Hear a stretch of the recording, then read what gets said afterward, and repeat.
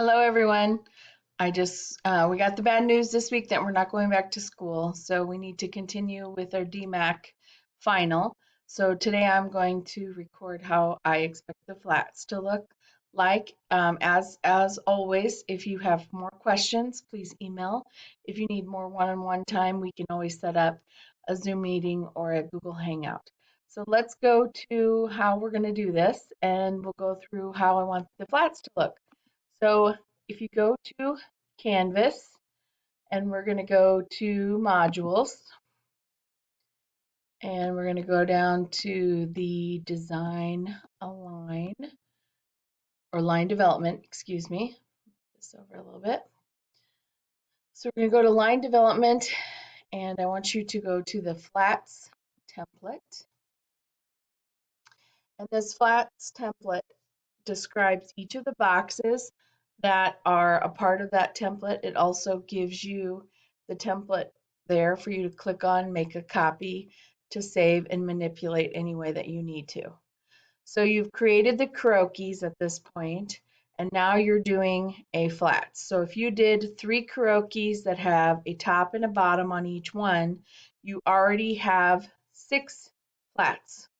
So you're going to take those tops and those bottoms and you're going to make them technical flats, which I will show those to you also. And you're going to add 2 more clothing items. So it can be a cardigan that goes with it, a jacket that goes with them, could be a dress that you go with them, but you need to have 8 total. So let's look at what each of these boxes means. And I left the descriptions here for you, so if you forget, they're here for you to go back and reference what they mean. And I put them in bold of how they look on the actual template sheet and then a description below. So if we click on this flats template, it will pull up a new and Google form for you or a Google spreadsheet for you to use. So right here is where your technical flat will be placed. So you can draw that in or you can draw them on another piece of paper and then paste them into this area, whichever one you want to do. Okay. Then here you're going to fill in the style number. Now to do that with these Google template or these Google Sheets, I'm trying to open this up a little bit more so you can see a little more. Okay, it won't let me. So you can type in this area. There we go, got it to work. Okay, so you can type in here or draw in here or paste in here. And then here where style, so if you want to put in a style number, you can put in a style number. And usually a style number is based on what letters and numbers. It can be any combination of anything else you want it to be. So I'm going to just call this ABC 1, 2, 3. Okay. Now my season means when is it going to be shipped. So for the items, you may have done spring, you may have done summer, but you're going to put one of those things. So if it's spring or it's spring and summer, meaning you're going to have it come more than one shipping time, then you're going to put that there. Okay, the cost, I'm going to have you wait to fill these out until you have an idea of what your costs are going to be in. We'll talk about that when we get to the cost sheet. So I'm going to skip that one for right now. So the delivery date is going to be the date that it's going to hit the floor, when it's going to ship from the manufacturer to your stores if you were a buyer. So if I wanted to have this on my floor on February 1st, I want it to have the ship date of 1/30, end of the month. Okay, it always goes at the end of the month, then it's on my floor by 1/30, 2020. Okay, so I'm going to just put that in there. And then my description would be my garment details for that item. Okay, so I'm going to just make some up based on my t-shirt I have on today. So I have on a short sleeve,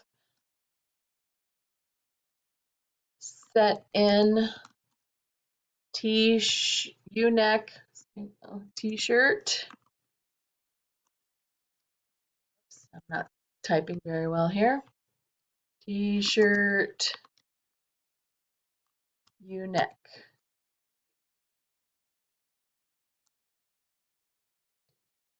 Okay, and that's good. Tells me, oh boy, I really messed that up. Set in should be 2 words. Okay, there we go, fix that.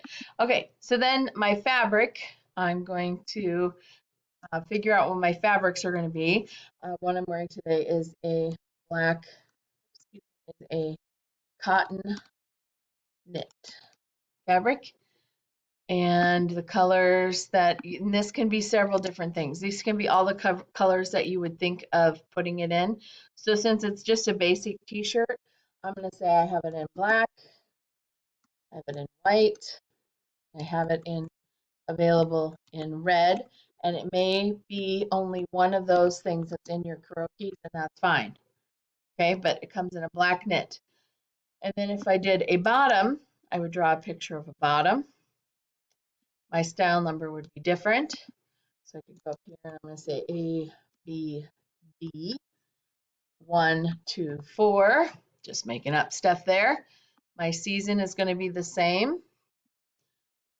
Spring, summer, 20. Oops, like I said, I'm having problems typing today.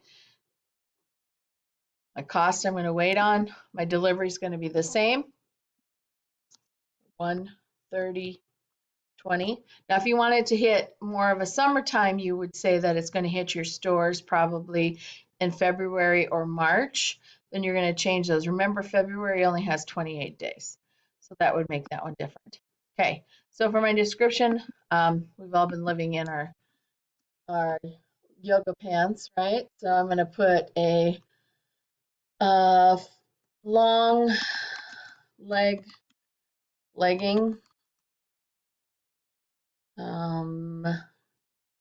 with, I'm going to make it shorter, with a elastic waist. Oh my, there we go.